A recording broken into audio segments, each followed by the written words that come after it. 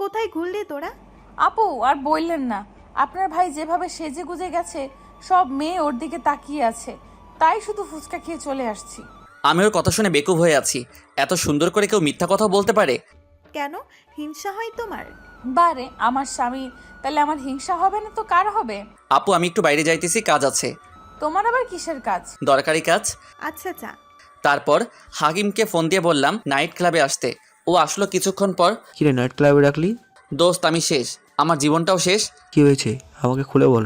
আজ আমি যোগ্যতাহীন বলে এইভাবে আমাকে অপমান করতেছে। আরে বল আমাকে কি হয়েছে। তারপর হাকিমকে সব খুলে বললাম আর অনেক ড্রিঙ্ক করলাম। হ্যাঁ দোস্ত বুঝলাম, আসলে বড় লোকরা এমনই হয়, আমাদের মতো ছোট মধ্যবিত্তরা কোনো দাম নেই তাদের কাছে। শালা দুনিয়ার সব মানুষগুলো স্বার্থপর। অনেক রাত হয়েছে, বাসাতে চল। না যাব না, তুই যা। 12টা বাজে। নারে গিয়ে কি করব, আর তার থেকে ভালো এখানে শান্তিতে ঘুমাইবো। তোর নেশা বেশি হয়ে গেছে, আর বাসা থেকে তোর ফোন আসতেছে। কে দিতেছে ফোন? অর্পিতা 6টা ফোন দিছে। কেন আবার অপমান করব? তারপর হাকিম আমাকে বাসাতে নামিয়ে দরজার কাছে নিয়ে গেল। দরজায় বেল চাপতেই কি হয়েছে ওর? হালকা ড্রিঙ্ক করছে, আর কি কোনো সময় করে নাই তো, তাই এমন হয়ে গেছে। তারপর আমাকে রুমে দেখেও চলে গেল। ওই তুমি আমার কাছে ফোন দিলা কেন?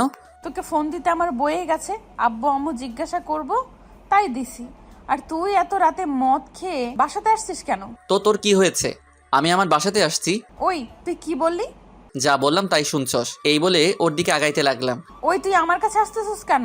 তুই আমার বউ, আমি তোর কাছে আসবই। মানে ভালো হইতেছ না। ঠিক হইতেছে।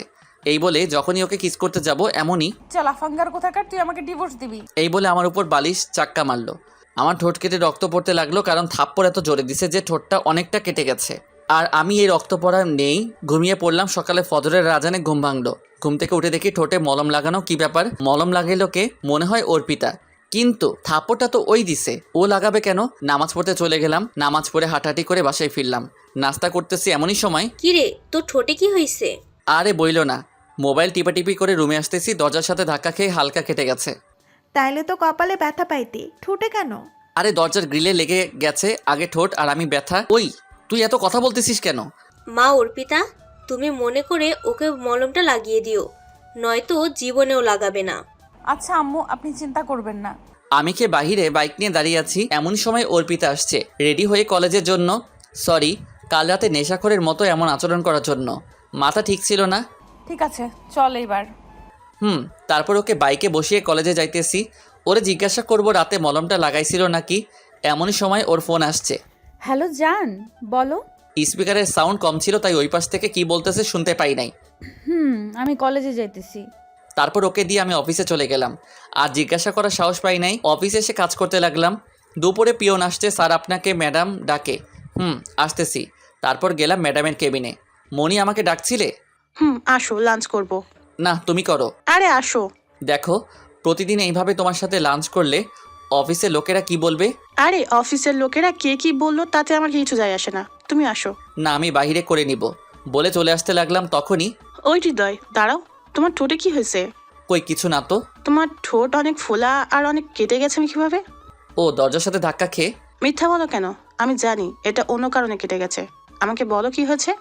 আমি সত্যি বলতেছি। দেখো, তুমি যদি সত্যিটা আমাকে না বলো তাহলে আর কোনোদিন তুমি আমার সাথে কথা বলবে না। কি বলো এইসব? ঠিক বললাম।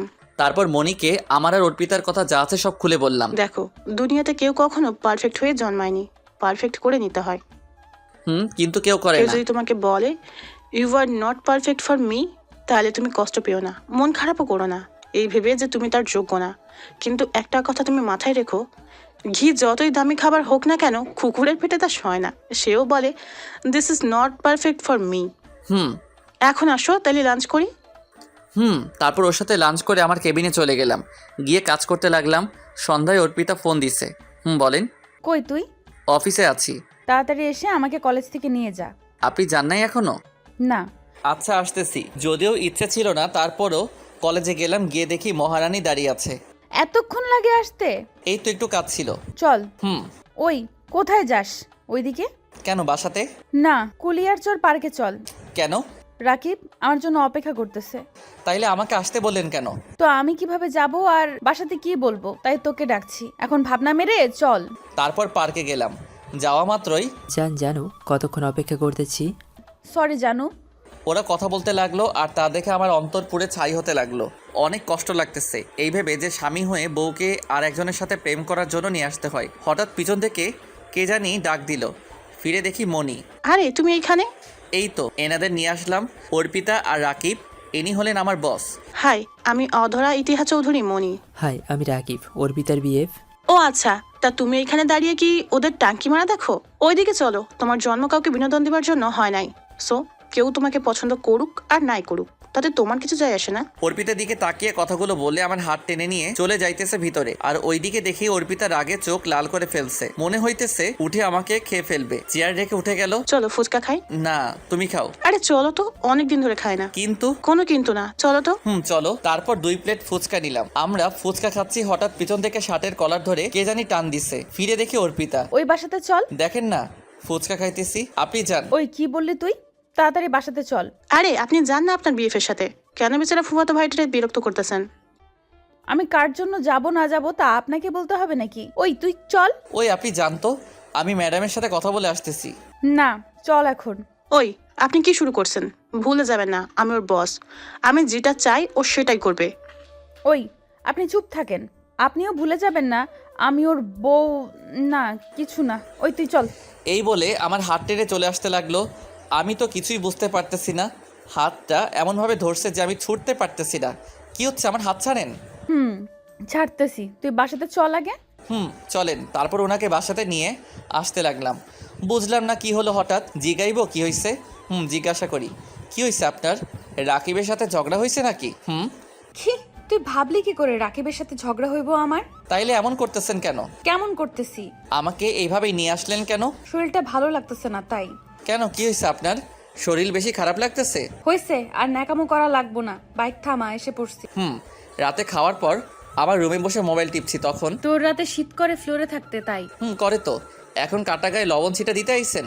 ওই তুই উল্টা পাল্টা কথা বলিস কেন? উচিত বললে উল্টাপাল্টা কথা। আর এমন আল্লাহ দেখাইতেছে মনে হয় ওনার সাথে থাকতে দিবে। কি তুই আমার সাথে থাকবি? হাসেন কেন, আজাইরা ঘুমান। তখনই অর্পিতার ফোন আসছে। জানু বলো। ডিনার করছি, তুমি করছো? এই তো শুয়ে আছি। আরও অনেক কথা বলতে লাগলো। তখনই আমার ফোনটাও বেজে উঠলো। দেখি মনি ফোন দিছে। হ্যালো মনি, বলো। ডিনার করছো? তুমি করছো? এই তো শুয়ে আছি, তুমি কি করো? এই তো তোমার কথা ভাবি। এই কথা শুনে তো ভ্যাবাচাকা খেয়ে গেলাম। আমার কথা ভাবো মানে? তুমি বুঝবে না বোকারাম, কি দিয়া খাইছো সেটা বলো। খেয়েছি। ওর সাথে আরও অনেক কথা বলতে লাগলাম। হঠাৎ আমার হাত থেকে ফোনটা কেড়ে নিল। ওই কি হলো, আপনি আমার ফোন নিছেন কেন? তুই ফোন দিয়ে কার সাথে রঙে ঢঙে এত কথা বলিস? কেন, মনি ম্যাডামের সাথে। ফোন দেন আমার। না দিব না, তুই ঘুমা, সকালে তাড়াতাড়ি উঠতে হবে। তা নিয়ে আপনাকে ভাবতে হবে না, আমার মোবাইল দেন। না দিব না। আমার মোবাইল দিতে বলছি। তুই যদি আর একবার ফোনটা দিতে বলিস, একটা আছাড় দিয়ে মোবাইলটা ভেঙে ফেলবো। আমি আর কিছু বললাম না। আচ্ছা বুঝলাম না মেয়েটা এমন করতেছে কেন। সকালে ঘুম থেকে উঠে নামাজ পড়ে হাঁটাহাঁটি করে নাস্তা করে বাহিরে দাঁড়িয়ে থাকলাম অর্পিতার জন্য। বাহ, এটা তো দেখি একটা পরী আসতেছে। আমি তো পুরাই ওয়াও। কেমন লাগতেছে আমাকে? জানি না, রাকিবকে জিজ্ঞাসা করেন কেমন লাগতেছে। তারই তো জিগাইবো, আর তুই কিভাবে জানবি? তুই কি ভালো মন্দ বুঝিস? জানি না, চলেন। সুযোগ পাইলে অপমান করতে শুরু করে দেয়। কি? কিছু না, চলেন, আমার দেরি হইতেছে। তারপর ওকে কলেজে দিয়ে আমি চলে গেলাম। অফিসে গিয়ে কাজ করতে লাগলাম। কিছুক্ষণ পর মনি আসলো। হৃদয় কেমন আছো? ভালো, তুমি? ভালো। আসলে সরি কালকে অর্পিতা এমন করার জন্য। না, আমি কিছু মনে করি নাই। সত্যি কিছু মনে করো নাই? না, বাট আজ আমাকে ঘুরতে নিয়ে যাইতে হবে। কিন্তু কাজ আছে তো। আচ্ছা ঠিক আছে, কিছু কাজ করলাম। দুপুর হয়ে গেল, অর্পিতাকে একটা ফোন দিব?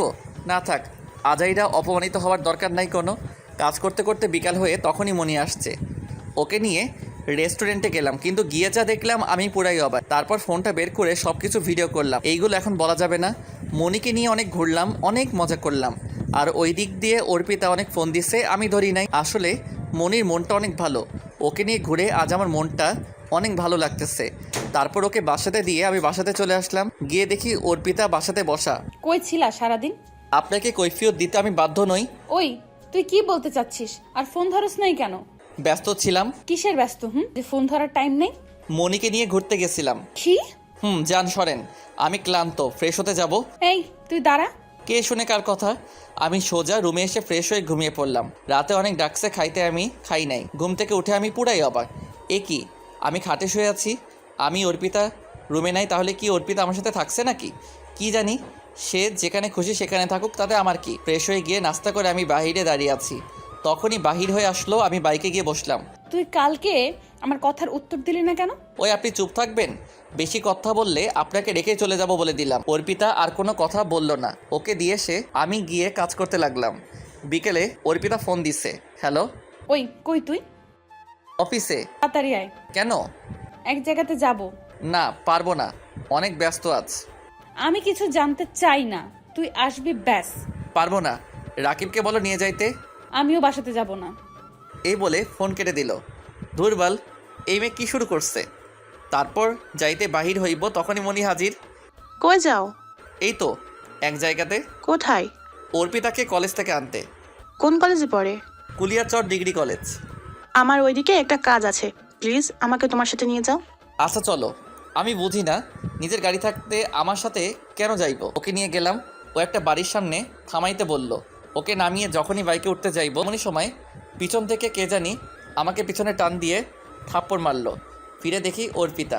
এই তোর ব্যস্ত অনেক কাজ অফিসে, লজ্জা করে না? লুচ্চা লাফাঙ্গার বাসাতে বউ রেখে অন্য মেয়ের সাথে, ছি ছি। আমিও ঠাস ঠাস করে 5টা থাপ্পড় দিয়ে দিলাম। ওই, তুই নিজেকে কি ভাবিস? বিশ্বসেরা সুন্দরী, যা খুশি তাই করবি, যখন খুশি গায়ে হাত তুলবি? আমাকে কি মানুষ মনে হয় না? আমাকে লুইচ্চা লাফাঙ্গার বলিস? তার আগে নিজের দিকে তাকাইয়া দেখ, তুই কি করে জামাই রেখে অন্য ছেলের সাথে যা খুশি তাই করিস? তোর শরম লজ্জা আছে নাকি? আর যার সাথে ঘুরিস সে তো চিটার, ইতর বদমাইশ, শালা কুলাঙ্গার একটা। অর্পিতা কান্না করে বলল, ওই, তুই রাকিবের নামে কিছু কইবি না, ও তোর মতো না। ও আমার মতো না, ও একটা আবর্জনা, আর শালা 1 নম্বর খারাপ লুইচ্চা ফটকাবাজ। ওই কি বললি তুই? মুখ সামলায় কথা বল। তোর অত্যাচার অনেক মানছি, আর মানবো না। আমরা ছোট লোক হলেও কাউকে ঠকাই না, ধোকা দেই না। তোরে আবার ধোকা দিলাম কিভাবে? বিয়ের পর থেকে তুই একটা দিন ভালোভাবে কথা বলেছিস? স্বামীর হক আদায় করছস? সারাক্ষণ তো অন্য পুরুষ নিয়ে ব্যস্ত ছিলি। আসছে আমার স্বামী রে। তোদের মতো বড় লোক না নিশ্চয়ই, কিন্তু কাউকে ধোকা দেই না। এই দেখ তোর আদরের বিএফের কাজ। কই দেখি। তারপর ওকে ভিডিওটা দেখাইলাম। ভিডিওটা ছিল এমন। আচ্ছা জানো, তুমি কি সত্যি অর্পিতাকে ভালোবাসো? আরে না, ওকে আমি ভালোবাসবো কেন? ওর থেকে শুধু প্রতিশোধ নেওয়ার আছে আমার, অনেক কঠিন প্রতিশোধ। এমনভাবে নেব। কিসের প্রতিশোধ জান? ওই শালির বেশি ভাব, ওর ভাব আমি শেষ করে দেব। ওর মুখে এমন চুনকালি দেব, জীবনেও কারোর সামনে মুখ দেখাতে পারবে না। কিন্তু কেন? ওর সাথে আমার বিয়েটা ফাইনাল হয়ে গেছিল, কিন্তু ওর বাবা ঝামেলা বাঁধিয়ে বিয়ে নষ্ট করে দিয়েছে। কিভাবে? ওই দিন বিয়ে হয়ে যেত যদি ওর বাবা পুলিশ দিয়ে আমাকে না ধরিয়ে দিত। আমি যে ভালো আইটেম মেয়েদের বিয়ে, ওই দিন বিয়ে হয়ে যেত যদি ওর বাবা পুলিশ দিয়ে আমাকে না ধরিয়ে দিত। আমি যে ভালো আইটেম মেয়েদের বিয়ে করে আমার ফাঁদে ফেলে ওদের মা বাবার থেকে সব কেড়ে নিই, ওদের আমি ব্যবহার করি বিভিন্ন কাজে। এটা ওর বাপে খুঁজে নিয়ে জেনে গেছে। ওদের কোনো এক পরিচিত লোক বিয়ের দিন ওর বাবাকে বলে দেয়, আর ওর বাবা আমাকে পুলিশ দিয়ে ধরিয়ে দেয়। কিন্তু ও এটা জানে না যে আমি কতটা ভয়ঙ্কর। ওর এমন হাল করব ও নিজেও ভাবতে পারবে না। তাই? কিন্তু ও যদি বুঝে যায়? আরে ও কি বুঝবে? ওকে এমন মায়ার জালে ফেলেছি যে ওর স্বামীকে রাইখা ওর জামাইয়ের সামনে আমার সাথে কথা বলে। জানো, তুমি একটা চিজ বলতে হবে। ভিডিওটা দেখেও বলল, কিভাবে করতে পারলো এমনটা? বিশ্বাস হয় না আমার। না হইলে নাই। ও কিভাবে করতে পারলো? আমি তো ওকে অনেক ভালোবাসতাম, ও আমার সাথে এত বড় বেইমানি করতে পারলো? দেখছস তোর ভদ্র ভালো প্রেমিকের চেহারা? তুই যেমন তোর প্রেমিকও তেমন, যত সব। আর তুই চিন্তা করিস না, ডিভোর্সের সব কাজ আমি ঠিক করে রাখবো। কিছুদিন পর মুক্তি পেয়ে যাবি এই ছোট লোকের কাছ থেকে। এই বলে আমি অর্পিতাকে রেখেই বাসাতে চলে আসলাম। ও দেখে কান্না করতেছে, করুক, তাতে আমার কি? ওর কান্না আমার খুশির কারণ। ও আমাকে তিলে তিলে কষ্ট দিচ্ছে। বাসায় গিয়ে ফ্রেশ হয়ে ঘুমিয়ে পড়লাম। রাতে আপু ডাক দিল। কি রে, তোর শরীর ভালো না? ভালো, আমি ঠিক আছি। কি হয়েছে আমাকে খুলে বল। কিছু হয় নাই। অর্পিতার সাথে ঝগড়া হয়েছে? কেন? অর্পিতার মনটা দেখলাম খারাপ। আচ্ছা নিচে আই খাইতে। চলো। তারপর নিচে গেলাম, গিয়ে দেখে অর্পিতা বসে আছে খাবার টেবিলে। আমি যাওয়া মাত্র আমার দিকে এক দৃষ্টিতে চেয়ে আছে। আমার দিকে অর্পিতা আমি খেয়াল করলাম। তারপর খেয়ে উপরে এসে আছি, তখনই। আমি জানি তোমার সাথে অনেক অন্যায় করছি। তো এখন কি হয়েছে? তুমি আমার সাথে খাটে ঘুমাও, তোমার অনেক কষ্ট হয় নিচে থাকতে। হয়েছে, আপনার ন্যাকামো করা লাগবো না। আর বেশি কথা না বলে শুয়ে পড়েন। আপনি চলে গেলে কিছুদিন পর আমি এমনিতেই খাটে থাকবো। আরে আসো, লুইচ্চা লাফাঙ্গার আবার কিছু করে ফেলবে আপনাকে, পরে রাকিবকে কি জবাব দিবেন? সো বেশি কথা না বলে ঘুমান। তারপর মনি ফোন দিল, ওর সাথে কথা বলতে লাগলাম, অনেক কথা বলতে লাগলাম। অর্পিতাকে দেখিয়ে দেখিয়ে আমি জানি ও হালকা কান্না করতেছে, করুক, এ তো মাত্র শুরু। ওর জন্য এখন আমার আর কোনো ভালোবাসা নেই, ওর জন্য শুধু ঘৃণা আর ধিক্কার আছে। মনির সাথে কথা বলতে বলতে কখন যে ঘুমিয়ে পড়লাম। সকালে ঘুম ভাঙলো চোখের উপর পানি পড়ে, চেয়ে দেখে আমার চোখের সামনে এক জলপরি দাঁড়িয়ে আছে, তার ভেজা চুল থেকে পানি দিতেছে। তখন আমি উঠেই ঠাস, আপনার সাহস কিভাবে হয় আমার ঘুম ভাঙানোর? তোমার তো অফিস টাইম হয়ে যাইতেছে, তাই তো পানি দিতেছি। ওই চুপ, তোরে কি আমি বলছি পানি দিতে? আমার অফিস, আমি বুঝবো, আপনার বোঝার দরকার নাই। এই বলে আমি ফ্রেশ হয়ে গিয়ে নাস্তা করে নিচে দাঁড়িয়ে থাকলাম। ও আসার পর বাইকে উঠে বলল, চলো। অর্পিতা আর কিছু বলে নাই, করুণভাবে শুধু তাকিয়ে আছে। ওকে কলেজে নামাইতেছি তখনই, আরে দোস্ত, কেমন আছিস? ভালো, তুই কেমন আছিস? ভালো। তা এখানে তুই? এই তো এখানে একটা জব নিছি। ও আচ্ছা, তাইলে তো আছিস এইখানেই। উনি কে, ভাবি নাকি? তা ভাবি কেমন আছে? জি আরে উনি ভাবি হবেন কেন? উনি হচ্ছেন আমার মামাতো বোন, বড়লোক মামার একমাত্র মেয়ে। আমার মতো সাধারণ শ্রেণীর ছেলের বউ কিভাবে হবে? ওহ সরি আপু। আচ্ছা শোন, আমার দেরি হয়ে যাইতেছে, পরে কথা হবে, বাই। বাই। তারপর ওকে কলেজে দিয়ে আমি চলে আসলাম অফিসে। শুভ সকাল হৃদয়। শুভ সকাল। কেমন আছো? ভালো, তুমি? ভালো। নাস্তা করেছো? তুমি? তারপর আমার কেবিনে এসে কাজ করতে লাগলাম। দুপুর হয়ে গেছে কাজ করতে করতে, তখনই অর্পিতার ফোন আসছে। বলেন। লাঞ্চ করছো? এই তো মাত্র মনির সাথে করে আসলাম। কি করো? সেটা আপনাকে বলতে হবে না, আমার কাজ আছে ভাই। তখন মনি আসলো, ওর সাথে গেলাম লাঞ্চ করতে। আবার কাজ করতে করতে বিকাল হয়ে গেল। হ্যালো, আমি দাঁড়িয়ে আছি, তুমি আসো না কেন? আসতে পারবো না, মনিকে নিয়ে ঘুরতে যাইবো, আপনি চলে যান। এই বলে ফোনটা কেটে দিলাম। মনিকে নিয়ে ঘুরতে গেলাম, ঘুরে রাতে বাসাতে গেলাম। যাওয়া মাত্রই আম্মু বলল, ফ্রেশ হয়ে আয়। রুমে গিয়ে দেখে অর্পিতা বসে আছে। যাওয়া মাত্রই, তুমি এসে গেছো? দেখতেই তো পাচ্ছেন। তোমার জন্য অনেকক্ষণ ধরে অপেক্ষা করতেছি। কেন, ছোট লোকের বাচ্চার জন্য কেউ অপেক্ষা করে নাকি আবার?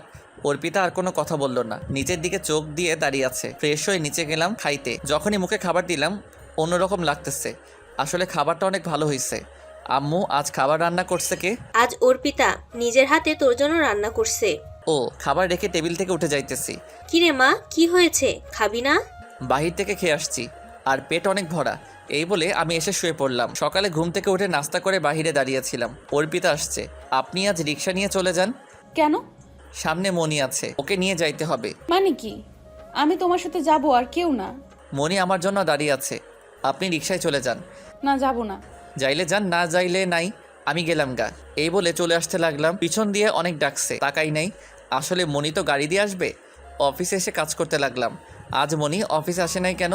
ফোন দিছিলাম, বন্ধ বলল। কাজ করতে করতে বিকাল হয়ে গেল, তখনই অর্পিতার ফোন। বলেন।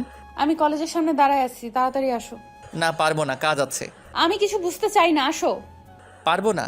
ওই তোর সাথে ভালোভাবে কথা বলতেছি বলে তুই ভাব মারতেছিস, আর এখন যদি তুই না আসোস আমার থেকে খারাপ কেউ হবে না, বলে দিলাম। তুই যা পারিস কর গিয়ে। তুই সত্যিই আসবে না তো? না। দেখ, ভালো হইতেছে না, আর আমি এখন যে কি করব নিজেও জানি না। জানোস না, তাইলে করবি কি? আমি দেখ কি করি। এই বলে ফোনটা কেটে দিল, সাথে বন্ধ করে রাখলো। তাই অফিস থেকে বাইর হয়ে গেলাম বাইকটা নিয়ে। কিছু পথ যাওয়া মাত্রই দেখে অনেক মানুষ দাঁড়ানো। কি ব্যাপার, এখানে এত মানুষ কেন? যাই গিয়ে ভিতরে দেখি, কিন্তু ভিতরে যা দেখলাম দেখে তো নিজের চোখ বিশ্বাস করতে পারলাম না। গিয়ে দেখি অর্পিতা অ্যাক্সিডেন্ট করছে, সবাই দাঁড়িয়ে আছে। তা দেখে আমি গিয়ে তাড়াতাড়ি ওকে কিছু মানুষের সাহায্যে মেডিকেলে নিয়ে আসলাম। ওকে ডাক্তার লাইফ সাপোর্টে নিয়ে গেছে। ওর অবস্থা অনেক খারাপ, বিশেষ করে কপালের আর মাথার। বাসার সবাইকে খবর দিলাম, কিন্তু কিছুক্ষণ পর ডাক্তার বাহির হলো। আমি গিয়ে, অর্পিতা কেমন আছে ডাক্তার সাহেব? ভালো আছে, চিন্তার কোনো কারণ নেই, কিন্তু একটা সমস্যা আছে। কি সমস্যা? দেখেন, উনি বেশি আঘাত পাওয়াতে ওনার চোখ দুটো নষ্ট হয়ে গেছে। কি? তাইলে ও আর কোনোদিন কি দেখতে পারবে না? পারবে। 10 দিনের ভিতরে ও নেগেটিভ রক্তের গ্রুপে চোখ লাগাইতে হবে, তাহলে একটা সুযোগ আছে। ডক্টর সাহেব, আপনি লাগান, যত টাকা লাগে আমি দিব। আমরা খোঁজ নিয়ে দেখতেছি। ডাক্তার, যেভাবেই হোক আমার মেয়েটাকে ভালো করে দেন, যত টাকা লাগে আমি দিব। আমরা চেষ্টা করব। এখানে আপু আম্মু সবাই আসছে। তখন আপু বলল, কিরে তুই কইছিলি? অফিস থেকে আসতেছিলাম, এসে এই অবস্থা। যদি আমার বৌমার কিছু হয় তাইলে তোর খবর আছে। আচ্ছা, এখন এইসব আলাপ বাদ দিয়ে ডাক্তারের সাথে দেখা করি, চলো। চলো। তারপর ডাক্তারের কাছে গেলাম।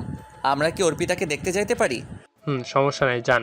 আর কালকে ওকে বাসায় নিয়ে যেতে পারেন, আর আমরা চোখ খোঁজার চেষ্টা করতেছি। তাড়াতাড়ি করেন। গেলাম, গিয়ে দেখে অর্পিতা শুয়ে আছে। মা, তুই অ্যাক্সিডেন্ট করলে কিভাবে? মা, আমি কিছু দেখতে পারতেছি না কেন? তোমরা কোথায়? সবকিছু অন্ধকার লাগতেছে কেন? এই তো আমরা সবাই এখানে। তাইলে আমি কিছু দেখতে পারতেছি না কেন? হৃদয় কোথায় ম্যাম? এই তো আমি তোমার পাশে। ওর হাতে হাত রেখে জীবনের প্রথম ওর হাতের উপর হাত রাখলাম। হৃদয় কোথায় মা?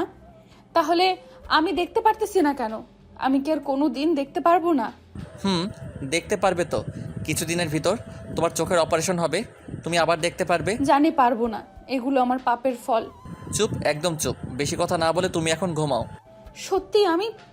আরে তুমি ঘুমাও তো, বেশি কথা বলো না। কাল বাসাতে চলে যাব আমরা, এখন রেস্ট নাও। এই বলে আমরা সবাই বের হয়ে আসলাম। ডাক্তারের থেকে ওষুধ নিয়ে এসে ওকে খাইয়ে দিয়ে শুয়ে দিয়ে আসলাম। পরের দিন ওকে বাসাতে নিয়ে এসে আরেক ঝামেলাতে পড়লাম। ও উপরে যাবে কিভাবে? তুই ওকে কুলে তুলে নিয়ে যা। কি আমি পারবো না? কেন পারবি না? তুই না নিয়ে গেলেও ও রুমে যাবে কিভাবে? আমি কিভাবে জানি? ওই তুই নিয়ে যা তো। তুই নিবি না তো কি তোর বউকে অন্য কেউ নেবে? ওইদিকে অর্পিতার দিকে চেয়ে দেখি মিটি মিটি হাসতেছে। কিন্তু কোনো কিন্তু না, তুই নিয়ে যা। যাইতেছি। আল্লাহ জানে আজ আমার কপালে কি আছে। এই মেয়ে যদি আবার সবার সামনে থাপ্পড় মারে আমার ইজ্জত শেষ হয়ে যাইব। তাইলে অনেক ভয় ওকে কোলে তুলে নিলাম। সেই ফিলিংস লাগতেছে, অন্যরকম অনুভব হইতেছে। ও চোখে দেখে না অবশ্যই, কিন্তু ওর চোখ আমার দিকে চেয়ে আছে। ওকে রুমে নিয়ে খাটের উপর বসাইলাম। আল্লাহ, এই মুটকি এত ওজন কেন? এই তুমি কি বললা? কে মুটকি? কে আবার? আপনি। আপনাকে উপরে এনে আমি শেষ। মনে হয়েছে আমি 2 মণ আলুর বস্তা আনছি একটা। ওই তুমি কি বললা? তবে রে। এই বলে যখনই খাট থেকে নেমে আমাকে ধরতে আসবে তখনই আমার উপরে পড়ে গেল, আর ওর ঠোঁটগুলো আমার ঠোঁটের সাথে অ্যাডজাস্ট হয়ে গেল। আমি তো মনে হয় মঙ্গল গ্রহে চলে গেছি। বাহ, সে অনুভূতি লাগতেছে। আহা, কি কারেন্টের শটের মতো ফিলিংস। হঠাৎ মনে হলো থাপ্পড়ের কথা, তাই ভয়ে তাড়াতাড়ি উঠে পড়লাম। সরি, বুঝতে পারি নাই এমন হবে। আরে তুমি সরি বলতেছো কেন? এখানে তো আমার দোষ ছিল। পুরাই হা হয়ে আছে ওর কথা শুনে। যে মেয়েকে ভুলে স্পর্শ করলে মাইর চলতো, তার মুখে এই কথা, তাও আবার ভুল করছে স্বীকার করতেছে। ওই তুমি কই গেলা? এই তো। তাহলে কথা বলো না কেন? আপনি উপরে বসেন, নামবেন না। আমি আপনার জন্য খাবার নিয়ে আসতেছি, খেয়ে ওষুধ খাবেন। তারপর গেলাম, গিয়ে খাবার নিয়ে আসলাম ওর জন্য। এই নাও, খেয়ে নাও। কিভাবে খাবো? আমি তো দেখতেই পাই না কিছু। তাহলে? তাহলে আবার কি? তুমি খাইয়ে দাও আমারে। আমি কিভাবে আপনাকে খাওয়াইয়া দিব? কেন, তোমার হাত দিয়ে? আমার হাতে আপনি খাইবেন? কেন খাবো না? আর তাছাড়া তো উপায় নাই। তাহলে এবার খাইয়ে দাও। তারপর অর্পিতাকে খাওয়াইয়া দিলাম। ওর জোরাজোরিতে আমিও খাইলাম। এখন ওকে দেখে মনে হয় না এতটা অহংকারী ছিল। আচ্ছা, তাহলে আপনি রেস্ট নেন, আমি বাহির থেকে আসি। তোমার কোনো কাজ আছে নাকি? না, এমনি যাব। তাহলে প্লিজ যেও না, আমার কাছে বসো, আমরা বসে গল্প করি। কিন্তু? কোনো কিন্তু না, আমার একা শুয়ে থাকতে ভালো লাগে না, প্লিজ। আচ্ছা। তারপর ওর সাথে গল্প করতে করতে অনেক রাত হয়ে গেছে। আসলে ও অনেক কথা বলতে পারে, তাইলে অনেক রাত হয়েছে। আপনি ঘুমিয়ে পড়েন, আমারও ঘুম পাচ্ছে। আচ্ছা, একটা কথা বলবো? বলেন। তুমি চাইলে আমার সাথে থাকতে পারো। না ধন্যবাদ, আমি এইখানেই ঠিক আছি। আচ্ছা। অনেক ঘুম পাচ্ছে, আর কখন যে ঘুমিয়ে পড়লাম মনে নাই। সকালে ফজরের আজানে ঘুম ভাঙলো। ঘুম থেকে উঠে দেখি অর্পিতা ঘুমিয়ে আছে। আমি নামাজ পড়ে কিছুক্ষণ হাঁটাহাঁটি করে বাসাতে আসলাম। এসে দেখি অর্পিতা খাটে বসে আছে। কখন উঠলেন ঘুম থেকে? এই তো কিছুক্ষণ আগে। তুমি কই গেছিলা? এই তো নামাজে। ফ্রেশ হইছেন? না, কিভাবে ফ্রেশ হব? সবকিছু তো অন্ধকার লাগে। ও সরি, আসেন, আমি করাইয়া দিতেছি। তুমি কোথাও যাইবা? অফিসে যাব, তারপর ডাক্তারের সাথে কথা বলে আসবো। ও আচ্ছা, হৃদয় একটা সাহায্য করবে? বলেন। আমি না কাপড় চেঞ্জ করব। ও আচ্ছা, দাঁড়ান, আমি আপুকে পাঠাই দিয়েছি। আচ্ছা। আপু অর্পিতার কাপড়টা চেঞ্জ করবে, যা তো। যাচ্ছি। আর শোন, ওকে দেখে রাখিস, আমি অফিসে চলে যাচ্ছি। আচ্ছা যা। 2 দিন অফিসে আসি নাই, আজ অফিসে গেলাম। যাওয়া মাত্রই। হৃদয়, কেমন আছো? এই তো ভালো, তুমি? ভালো। তুমি অফিসে আসো নাই? ভালো। তুমি অফিসে আসো নাই কেন? 2 দিন তোমার ফোনও বন্ধ ছিল। একটু ঝামেলাতে ছিলাম। কি হয়েছে? কি ঝামেলা? তারপর মনিকে সব খুলে বললাম। এখন কেমন আছে অর্পিতা? এখন একটু ভালো। চিন্তা করো না, চোখ পেয়ে যাবে। তুমি ওই দিন আসো নাই কেন? ওই দিন আমার একটা দরকারি কাজ ছিল। ও আচ্ছা। তারপর আমার কেবিনে চলে আসলাম, এসে কাজ করতে লাগলাম। দুপুরে দেখি অর্পিতা ফোন দিছে। বলেন। আর নাম্বার কিভাবে খুঁজে পাইছেন? আপু দিয়ে দিছেন। তুমি লাঞ্চ করছো? করছি তো। কার সাথে করলা? মনির সাথে? ও আচ্ছা। আপনি করছেন? না। কেন? এমনি ভালো লাগতেছে না করতে। তাড়াতাড়ি করেন বলছি। আপনি না করলে আমিও করব না। মানে তুমি লাঞ্চ করো নাই? না। সত্যি? তাহলে তাড়াতাড়ি করে ফেলো, আমি এখনই করতেছি।